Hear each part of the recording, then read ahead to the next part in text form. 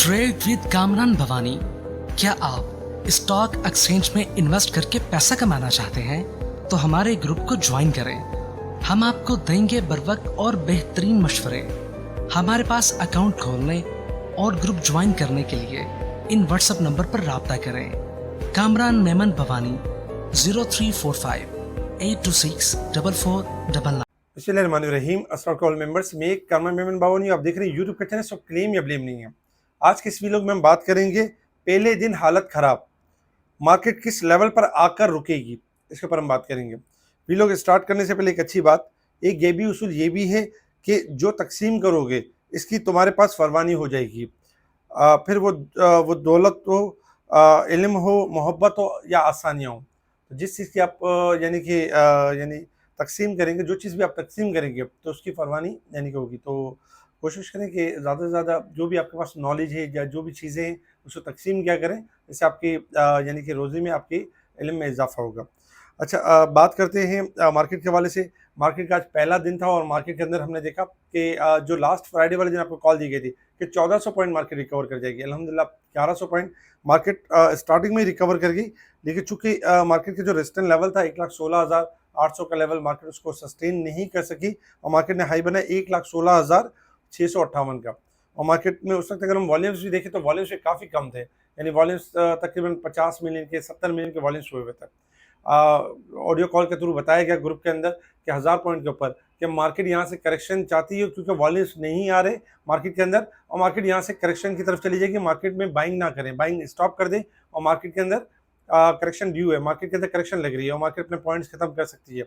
यही देखा गया कि सही मौके पे कॉल दे दी गई और वहाँ से हमने देखा कि तकरीबन 1000 पॉइंट की यानी 1000 पॉइंट प्लस के थे वो भी खत्म हो गए, और साथ ही 1405 पॉइंट नेगेटिव तक गई मार्केट, 1,14,063 पॉइंट माइनस तक गई।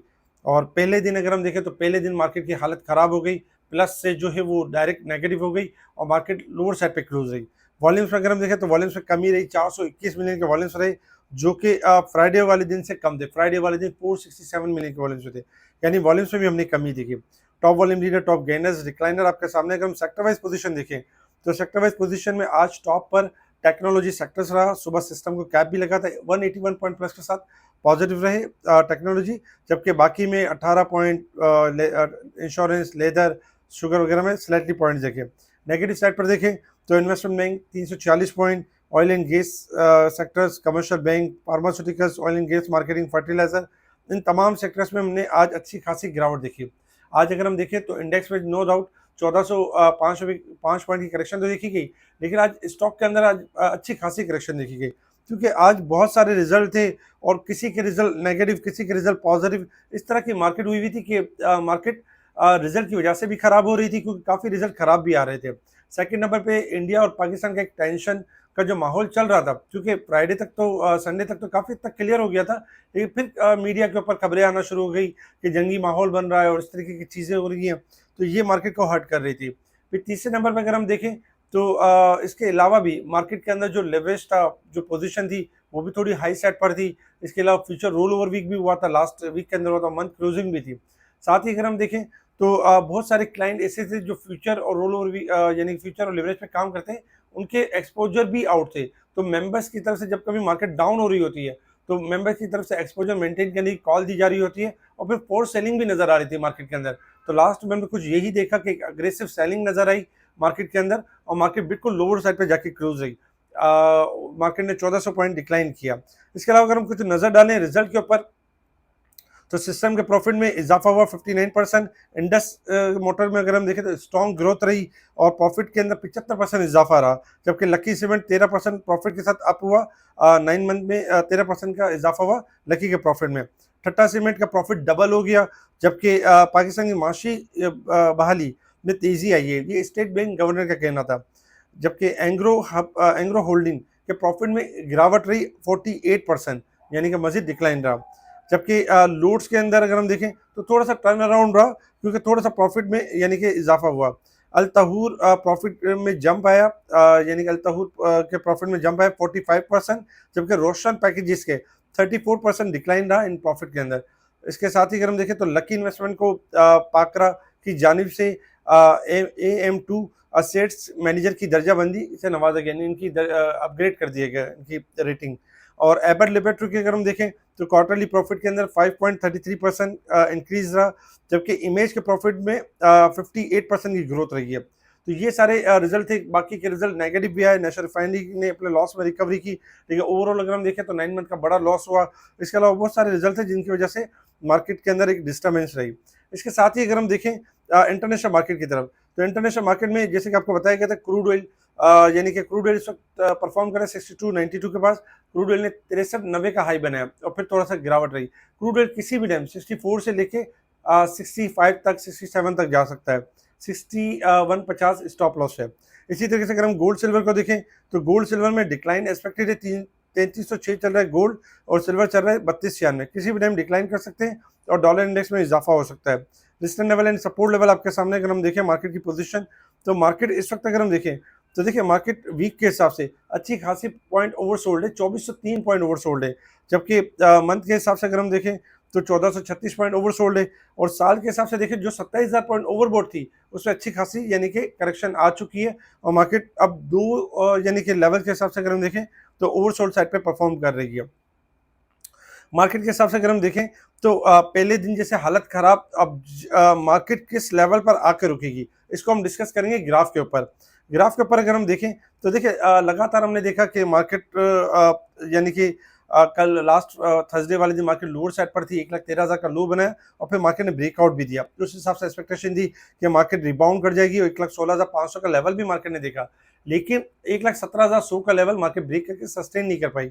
उसके बाद हमने देखा कि जैसे जैसे मार्केट के अंदर वॉल्यूम्स कम थे, 16,000 का लेवल, माफ कीजिएगा, जैसे 16,000 का लेवल ब्रेक हुआ, उसके बाद फिर हमने देखा कि मार्केट ने 16,000 का लेवल भी ब्रेक किया और मार्केट ने अपना ट्रायंगल ब्रेक कर दिया जो कि 1,14,000 के करीब करीब बनता था। अब कल चूंकि मार्केट जहाँ क्लोज रही है उस हिसाब से यही है कि मार्केट के अंदर प्रेशर के साथ क्लोज रही है, और कल आते ही मार्केट अगर 1,14,000 का लेवल जो कि लगता है ब्रेक कर देगी, मार्केट ब्रेक कर देगी और मार्केट कल नया लो बना सकती है। यानी कि मार्केट कल 1,14,000 का लो ब्रेक करती है तो मार्केट आपकी जो है वो 1,13,000 पे छोटी सपोर्ट है। अगर 13,000 सस्टेन कर जाती है तो रिबाउंड कर जाएगी, अदरवाइज 1,11,000 के पास सपोर्ट है मार्केट की। क्योंकि मार्केट का जो इस वक्त नेगेटिव अगर हम देखें तो मार्केट का जो ट्रेंड हुआ है वो थोड़ा सा नेगेटिव है मार्केट के अंदर, क्योंकि थर्सडे फ्राइडे वाले दिन ट्रेंड पॉजिटिव हुआ था, लेकिन मार्केट ये चाहती है कि मार्केट मजीद अपने आप को करेक्ट करे और डाइवर्जेंस की सूरत में मजीद लो बनाए।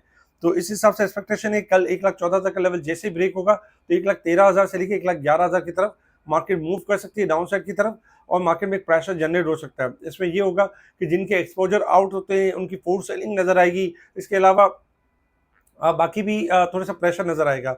लेकिन याद रखें कि ऐसे में ये होता है कि इन्वेस्टर हजरात पैनिक कर जाते हैं, प्रेशर में आ जाते हैं, क्योंकि मार्केट जब 300-400 पॉइंट माइनस खुलती है और फिर एकदम 1,000-1,500 माइनस हो जाती है तो उस टाइम पे पैनिक होकर सेल कर देते हैं।